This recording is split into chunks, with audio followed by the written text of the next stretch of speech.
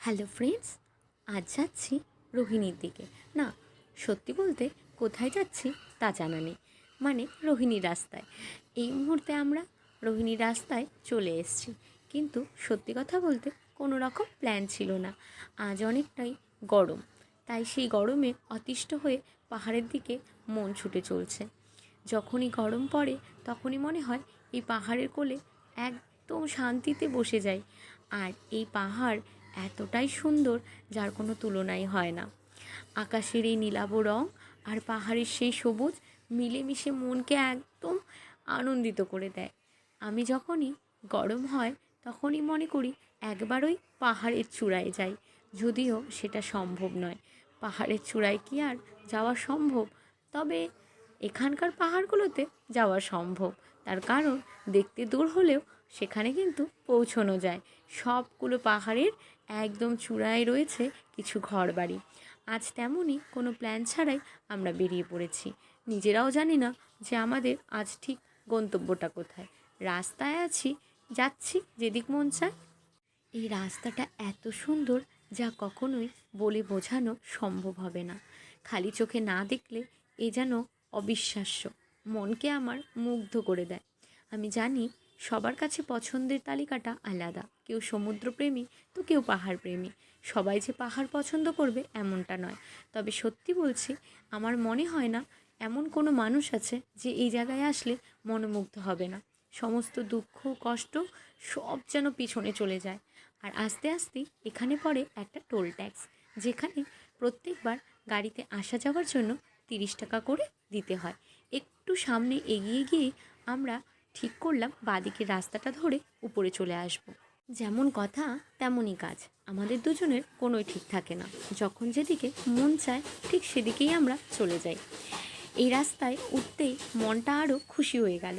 এত সরু রাস্তা আর এত সুন্দর দৃশ্য। হ্যাঁ, তোমরা ভাবছো কিছুই তো দেখা যাচ্ছে না, দৃশ্য কোথা থেকে আসছে। আসলে ওই যে ক্যামেরায় সবটা দেখানো যায় না। এই গাছের ফাঁকে ফাঁকে এত সুন্দর দৃশ্য দেখা যাচ্ছিল যা আমি বলে বোঝাতে পারবো না। তবে আমি চেষ্টা করছি তোমাদেরকেও সেই জিনিসটা দেখানোর যেটা আমি দেখতে পাচ্ছি। জানি না কতটা পারবো, কিন্তু তবুও চেষ্টা করছি। দেখো, ওই দূর থেকে দেখা যাচ্ছে, একটু একটু দেখতে পাচ্ছ কি?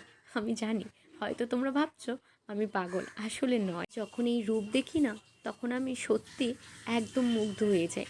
ভাষায় প্রকাশ করার মতো আমার কিছুই থাকে না। আমি জানি সবাই আমার মতন হয়তো হবে না, কিন্তু সত্যি বলছি, কতবার যে আমি বলেছি এখানেই থেকে যেতে চাই, আমায় এখানেই নামিয়ে দাও। আমায় এই কথা শুনে অনেকবার বকাবকিও করে যে এখানে থাকতে চাইলে কি আর থাকা যায়? রাতে অনেক হিংস্র পশুও বের হয়, সেই ভয়ই হয়তো আবার বাড়ি ফিরতে হয়, না তো এখানেই আমি থেকে যেতাম। এই পাহাড়ের দৃশ্য এতটাই ভালো লাগে যা আমি কখনোই ভুলতে পারি না। আর এই দুপাশে চা পাতার প্রচুর বাগান রয়েছে। সাথে দেখো, এখন হয়তো তোমরাও দেখতে পাচ্ছ পাহাড়ের সেই অপরূপ দৃশ্য যা মনকে একদম শান্ত করে দিচ্ছে। বিশ্বাস করো বন্ধুরা, সেই ঝিঝি পোকার ডাক যেটা আমি শোনাতে পারছি না, কিন্তু এখানে সেই ঝিঝি পোকার ডাকও শোনা যাচ্ছে। আর সেই অপরূপ দৃশ্য আমরা উপভোগ করতে পারছিলাম। আর এখানে একটা ছোট্ট বাড়ি রয়েছে, যার পাশে রয়েছে কিছুটা ফাঁকা জায়গা। এই জায়গাটা ধরেই আমরা যাব ওপরের দিকে। শুনেছি এখান থেকে নাকি খুব সুন্দর একটা ভিউ দেখা যায়। চলো সেটাই তোমাদের সঙ্গে শেয়ার করি। এই রাস্তাটা ধরেই ওপরের দিকে আমাদের যেতে হবে। দেখো, একদম মনে হচ্ছে না বাড়ির রাস্তাতে আমরা ঢুকে যাচ্ছি। আসলে এটা একটা সত্যিকারেরই বাড়ি, সেখানকার লোকেদের এটা বসতি। দেখো, এখানে লেখা রয়েছে যে বাইরের কোনো খাবার কিন্তু অ্যালাউ নেই, তার মানে যেটাই খাবে এখান থেকে কিনেই খেতে হবে। আমরাও কিন্তু আস্তে আস্তে ওপরের দিকে চলে যাচ্ছি। দেখো, এখানে কিছু বাইকও এসছে, মানে উপরে অলরেডি কিছু মানুষ চলে এসেছে। তার কারণ এই জায়গাটা নাকি সন্ধ্যের সময় বেশি সুন্দর লাগে। আমি কিন্তু সেটা জানতাম না। আস্তে আস্তে রাস্তায় কিছু মানুষের সঙ্গে জিজ্ঞেস করেই এই জায়গাটার ব্যাপারে জানতে পেরেছি। গাছে জানো কি লেখা রয়েছে? লেখা রয়েছে প্রেমিস কিচেন। কারণ এখানে প্রেমিক প্রেমিকা অবশ্যই আসলে সুন্দর 2-4টে গল্প করে মনকে ভুলিয়ে নিতে পারবে। যতই দুঃখ কষ্ট থাক, এই সন্ধ্যের সময় নিজেদের মনের কথা নিজেরা আলোচনা করে যেন মনকে শান্ত করতে পারবে। এর পেছনেও একটা কারণ রয়েছে, কেন এটা প্রেমিস কিচেন আমি এখন বুঝতে পারলাম। দেখো, সেই দূরে একটা রয়েছে যেখানে বসার জায়গা দিয়েছে, আর ওখানে দুজন হয়তো বসেও রয়েছে। আমি তাদেরকে ডিস্টার্ব করতে চাই না, তাই আর বেশি সামনে যেতে চাইনি। তবে দেখো, একটা বসার জায়গা এইখানে, তো আর একটা বসার জায়গা অতটা দূরে, মানে কেউ কাউকে ডিস্টার্ব করতে পারবে না, নিজেদের মতো শান্তভাবে এই পরিবেশটাকে উপভোগ করতে পারবে, সঙ্গে তাদের কিছু মনের কথাও শেয়ার করতে পারবে। আর আমিও সেই মতোই কারো সামনে যেতেই চাইনি, দূর থেকেই তোমাদেরকেও দেখিয়েছি যে জায়গাগুলো কিভাবে তারা তৈরি করেছে। আর এই কারণেই তারা হয়তো নাম রেখেছে প্রেমিস কিচেন। দেখো, গাছের মাঝ দিয়ে কি সুন্দর পাহাড় দেখা যাচ্ছে। শুনেছি একটু পরে সন্ধে হলে এই জায়গার দৃশ্য একদম পরিবর্তন হয়ে যাবে।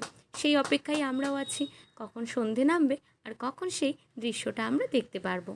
কিছু লাইট তো অলরেডি জ্বলে গেছে, আর আমরা অপেক্ষা করছি একদম সন্ধে লাগার, মানে একদম সেই অন্ধকারটা দেখার, যেখান থেকে আমরা সেই অন্ধকারে এই লাইটগুলো দেখতে পারবো। এগুলো জানো তো ঠিক সুন্দর একদম টুনি বাল্বের মতো লাগে, মানে জ্বলছে নিচ্ছে জ্বলছে নিচ্ছে, যেন এই সৌন্দর্য কখনোই ভোলা সম্ভব নয়। আমি যতবার পাহাড়ে আসি রাতের দৃশ্যটা একদমই আলাদা। সকালটা যেমন আলাদা আনন্দ দেয়, রাতটা যেন অন্যরকম অনুভব দেয়। এখান থেকে নিচটা দেখো কত সুন্দর লাগছে। আমরা কতটা উপরে এসেছি বুঝতে পারছি না, তবে মনে হচ্ছে অনেকটাই উপরে এসেছি, তার কারণ এখান থেকে নিচটা অনেক সুন্দর লাগছিল। আর দেখো, সঙ্গে নিয়েছিলাম মোমো আর চা, তার কারণ এখানে বসবো আর মোমো চা খাবো না তাই কি হয়? পাহাড় আসলে মোমো তো অবশ্যই খেতে হবে। এখান থেকে রাতের কিন্তু আস্তে আস্তে সৌন্দর্যটা দেখা যাচ্ছে, যতই নামবে সৌন্দর্য ততই বাড়বে। আর আজ মনে হচ্ছে রাত বৃষ্টি নামতে পারে, তার কারণ আস্তে আস্তে বিদ্যুৎও চমকাচ্ছিল। এখনও ভিডিওতে দেখলাম যে বিদ্যুৎটা চমকে উঠল, তবে ভয় লাগছে না, ভালোই লাগছে। যদি বৃষ্টিও নামে ভিজতেও রাজি। এই সৌন্দর্য কি বারবার দেখা যায়? আর বারবার কি আসাই সম্ভব হয়? দেখো, যত রাত হচ্ছে তত যেন ঝিকিমিকি ঝিকিমিকি করে লাইটগুলো জ্বলে উঠছে। আর এই দেখো রাতের সৌন্দর্য কি অপরূপ যে লাগছে, এর কোনো তুলনাই হয় না। এখানেই থেকে যেতে চাই, মানে পাহাড়ের কোলে। চলো বন্ধুরা, আজকের মতো এখানেই শেষ করছি। নেক্সট ভিডিওতে নিশ্চয়ই কিছু নতুন